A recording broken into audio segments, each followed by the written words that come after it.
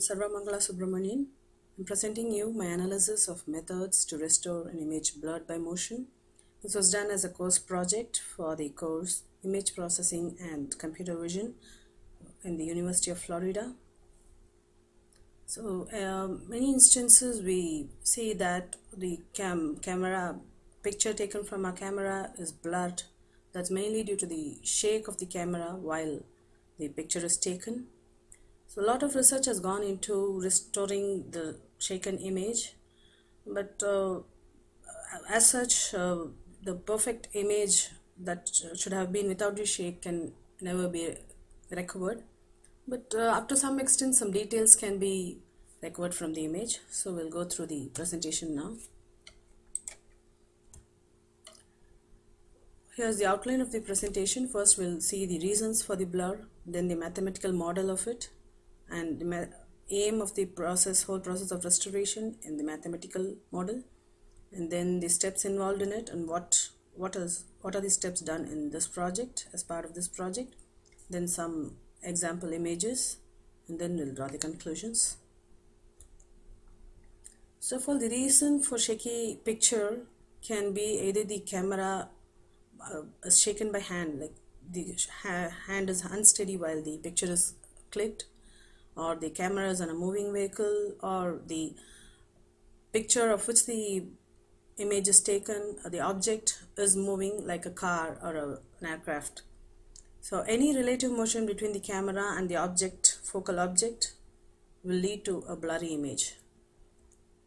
This is the mathematical model for the blur. F is the image as it should have been without the shake, and this is called the degradation function, which we will be estimating as part of the restoration process. And this is the noise involved in any system, electronic system or any system. There's some amount of noise that will always be added to the image, and this is the image that is captured. So we have this, and all these are unknowns. Our aim is to get back the image as it should have been, and this is called the convolution process. And in frequency domain, the convolution turns into a multiplication, and we have this equation.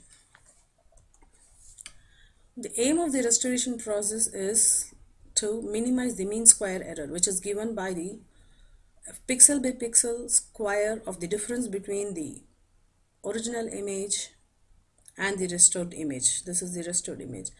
As such, we don't have the original image with us, so we will not be calculating the mean square error, but this formula will be used in order to estimate the degradation function and so restore the image. And this is the signal to noise ratio. This is the power of this picture actual signal, and this is the power of noise. This should be quite high for a good image, and a good process that estimates the image should try to cover both these, achieve both the MSE and good SNR. The steps involved, there are mainly two steps involved in recovering a shaken image. The first is to estimate the degradation function, that is also called the point spread function, PSF, which we'll be mostly using in this presentation, and sometimes it's also called the blur kernel. So the three ways to and there are mainly three ways to get the PSF, estimate the PSF. We can never get the original degradation function. The three approaches used are observation, mathematical modeling, and experimentation.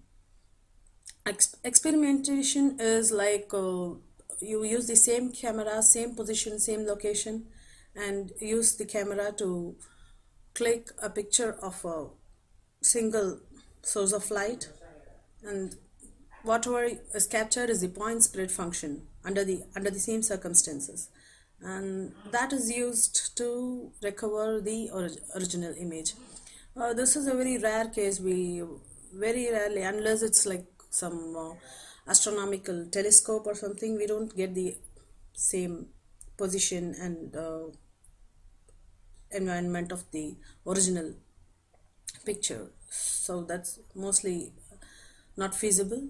The mathematical modeling is like we know the speed at which the vehicle was moving or the camera was moving when the picture was taken, and using the speed and the other physical factors around, we model the point spread function. Yeah, that is to some extent possible, but still not applicable to all scenarios.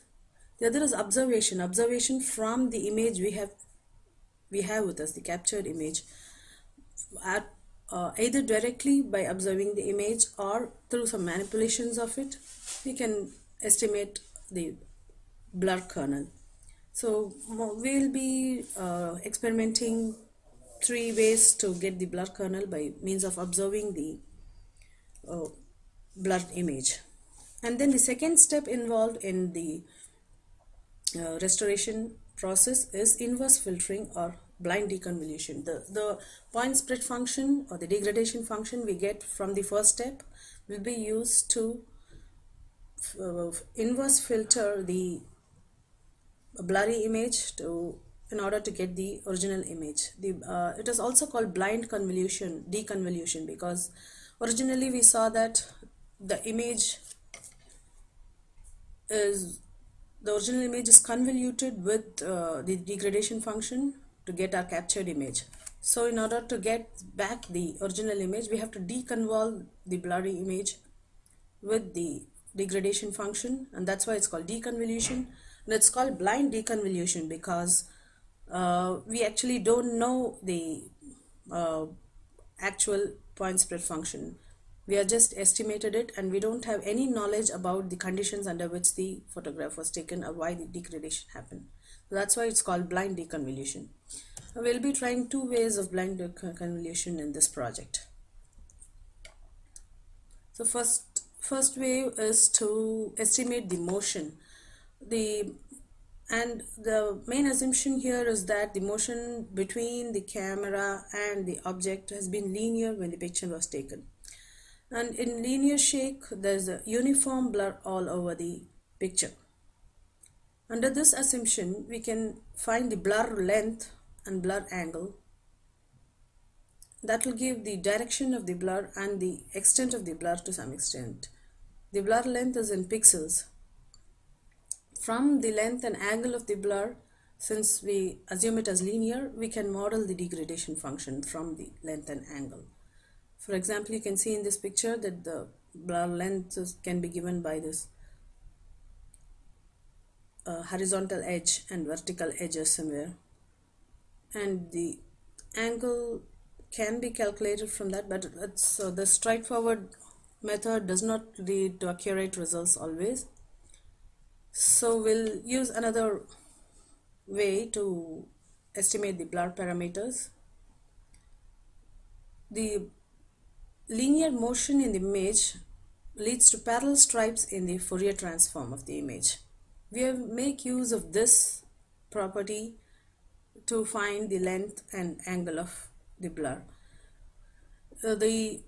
The parallel stripes are mostly concentrated in the central part of the Fourier transform. So in order to enhance the details in it, we use the log power of the Fourier transform, which is given by this.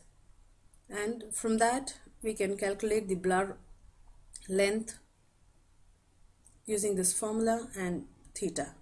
This is all given by Florian Ulrich for blur estimation. I've made use of the details from the paper.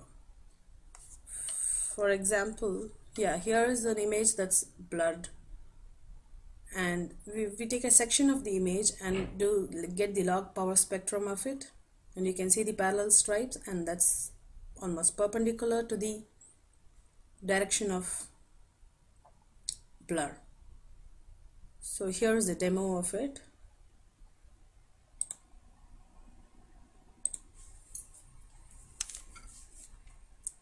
We get a sample image, and then we have to convert it to grayscale. Then we use I've written a small function to get the log power spectrum.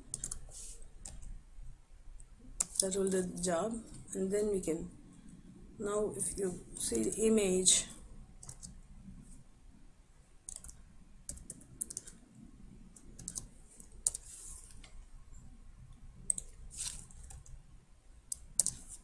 yeah, this is the grayscale image of the section we have taken in order to get the log power spectrum. And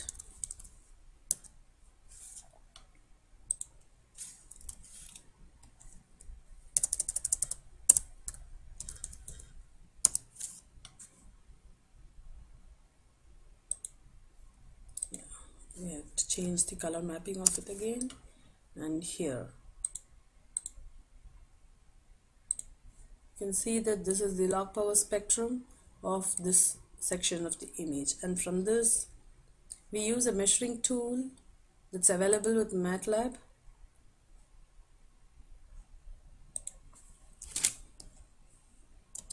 In order to calculate the angle and length of the blur. The length of the blur is always in pixels, the number of pixels. Yeah, this is the log power spectrum, and we use the measuring tool to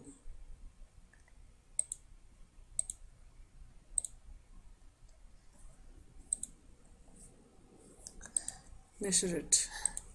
I'll just show you an example of how the angle is measured.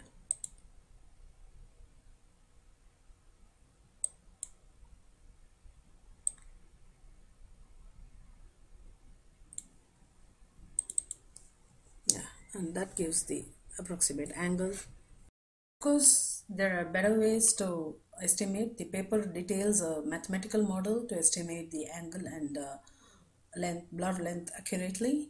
In this project, I have used this manual method. So this was one approach to estimate the point spread function. The next one is using the idea of Fergus et al.